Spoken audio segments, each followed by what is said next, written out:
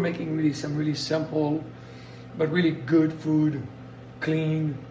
And one of the dishes we were making was spinach penne. And so although this recipe is pretty much the same as what we did back then, but I'm taking into consideration that we are stuck at home. If you can make your penne at home, if you can flavorize it with spinach, great. But if you can't, dry pasta will work just fine.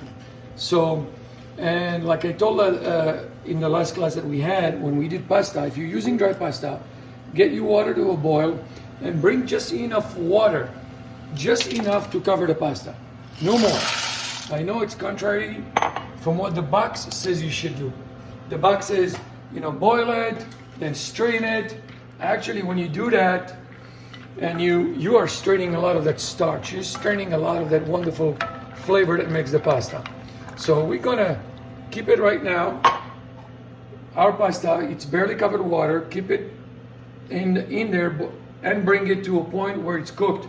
And we'll go through that. The spinach penne sauce is really very simple. Getting my pan hot, rice bran oil or any high smoking point oil. It's around 2 tablespoons. Beautiful tablespoon of fresh garlic that we have been soaking in oil, not olive oil, but regular oil. And the reason being is that I don't want my olive oil in here to burn. It becomes really, like we talked about many times, olive oil is something that you add to a finished dish. Listen, I made that mistake before and then realized what a bad mistake. Because I remember growing up with my grandma saying oil you add at the end, and I thought she said it because she was cheap. Actually, she said it because she knew what the hell she's talking about. You can see that my oil and my garlic almost like a candy. Look at that, almost like nougat. What it also does, it gives it great flavor and takes that really acidity out. 3 cups of baby tomatoes. I want to make sure, so I don't want to put the hood down. So I'm going to open the window, because otherwise the alarm is going to be going on out there. And what I'm going to do in here right now is really caramelize my tomatoes. This is a great dish. You can make it very quickly. And if your sauce is taking longer than your pasta, you can turn the pasta off way before it's cooked. It's going to keep cooking and it's going to keep soaking up some of that water, but a lot of that water will be evaporated as well. So my tomato, the acidity of the tomato, and I'm working at very high heat because I want everything to sort of almost like stick to the pan. By it sticking to the pan, I get to unstuck it. I get to be the hero and unstuck it. We are going to add to this, we used to call these cafe spices, which is a combination, equal parts, paprika, cumin, basil, oregano, and coriander, equal parts. And in this case, it's around 1 teaspoon each. It's already measured, and I'm adding my spices in here because I want to get them to sort of like get those flavors of the spices out. See that? You can see how that it's exploding already. Can you smell it, honey? Mm-hmm. Okay, good.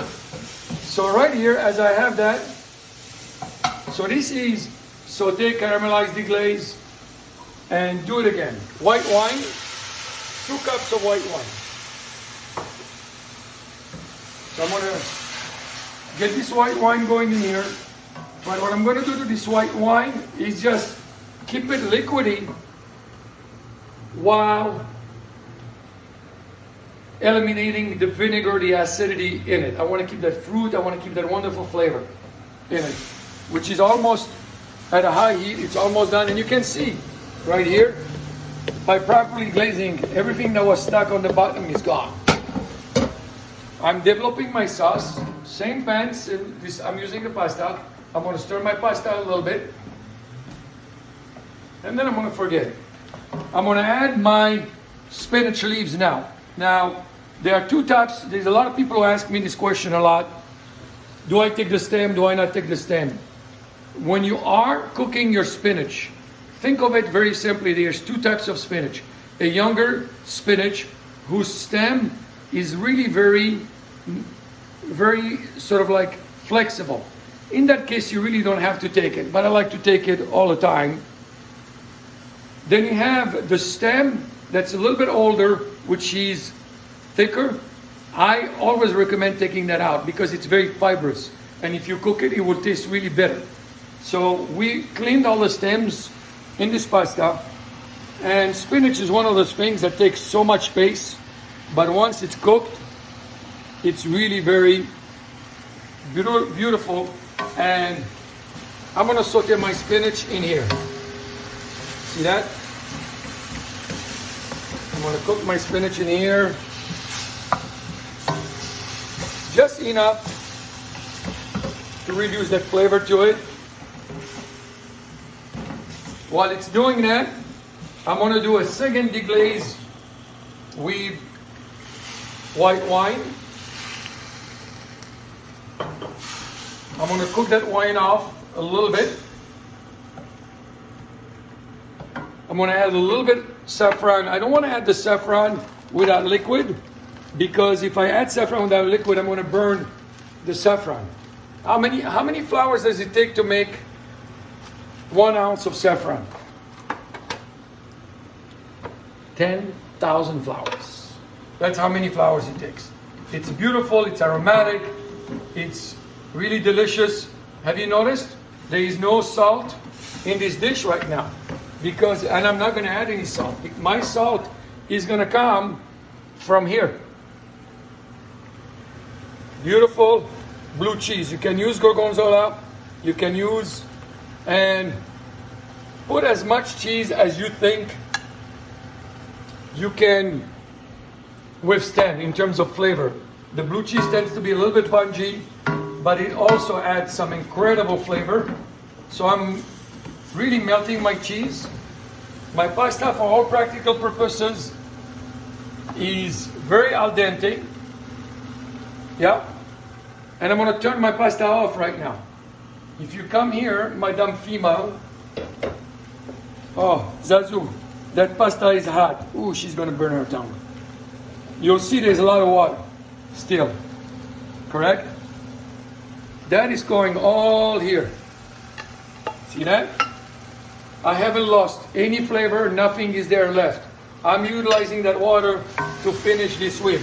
You can add chicken stock if you want to this. You can add vegetable stock for more flavor. But really, and now I am going to cook the penne itself in that water that we really had all that starch develop in there. And you know what happens? As the penne cooks, it expands.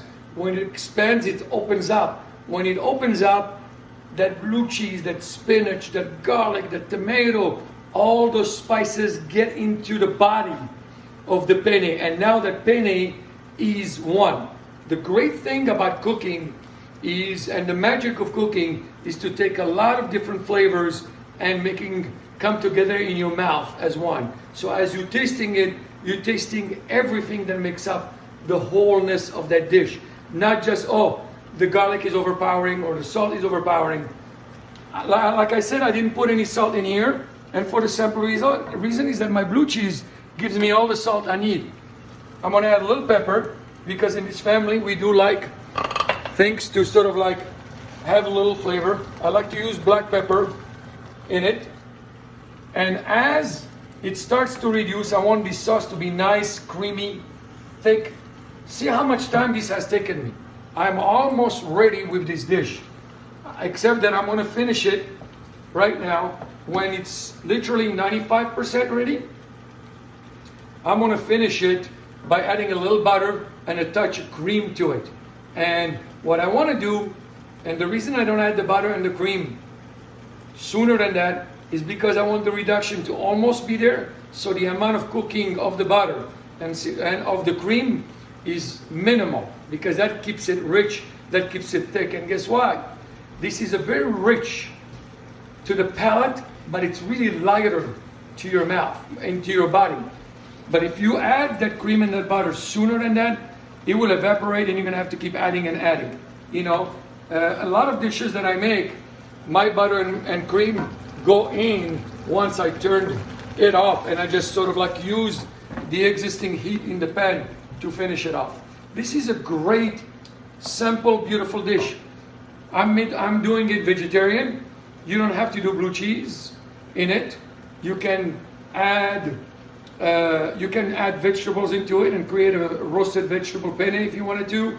If you want to add chicken, you add between the time where you add the spinach and the tomato, that's when you add the chicken, so the chicken gets all that garlic and that it gets seared. It doesn't get boiled. You get that nice little searing and that sugary crust outside of the chicken. That's when you add it. Because if you add the chicken right now, all you're going to do is boil the chicken. And please, please, boil your water for your tea. But don't ever boil anything for food. I mean, that's my personal belief. I'm going to take une petite cuillère, mademoiselle. Can I have a small spoon, please? I'm going to take, so this is for a family of 4. That's all it needs. And I'm going to take a little cream, and I'm going to finish it off right now.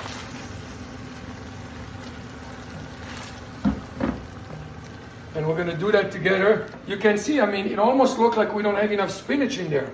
And yet we put probably 5-6 ounces of spinach leaves. You can put a lot more spinach. And by the way, my wife was asking me earlier, can I use frozen spinach? IQF spinach will work perfectly in here. Just remember, it has a lot of water in it. So when you put it in there, make sure it's not frozen, that it has been thawed out and diluted, and all the water is sort of strained as much as you want. So how do I know my pasta is ready? I'm going to show you something when it comes to reductions.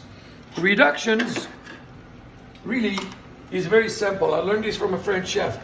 So this is soupy. And how do I know that? Not by the amount that goes back in there, by how much stays on the spoon. Very little stays on the spoon. That means my reduction needs a little bit more time. So we tend to really try to figure out if our reduction is ready or not by doing this, and it's very runny. It works, but that doesn't tell the whole story. What tells the whole story is when you reduce it and when you put it there and drape it, it's going to go down slowly, but it's also going to stick to your spoon. That's really a great measuring gauge. So remember that pasta that we had that was al dente in there? It's now starting, it was almost raw. It's starting to cook. It's starting to get to a point where it really, really it lost a lot of its starch. It thickened my sauce, and all that flavor is absorbing. So I'm almost there. While I keep stirring, and while you're stirring, be gentle. Don't bruise your pasta, okay? Now, if you're working with fresh pasta, this process will be even longer. With fresh pasta, I add my fresh pasta to the sauce directly. I don't even boil my fresh pasta because it takes a lot longer. And one of the great things with fresh pasta, freeze it and take it from a frozen state into your sauce, because what's going to happen, because by the time the pasta cooks, it releases that water and it will never be al dente on you. So, and you can make this, obviously, and you can do it in a way that's with fettuccine, with pappardelle, with ditatelli. I mean, you can use all types of different pastas. This is a great pasta that so you come and look at one more thing in here. You see what we call des petites bulles, small little bubbles. You do not want big bubbles. That means you haven't reduced. You want small bubbles. But see how much stays on my spoon right now. See that? And it takes a while for it to drip. Madame Tima, we are ready. My heat is off. Correct? It's off. And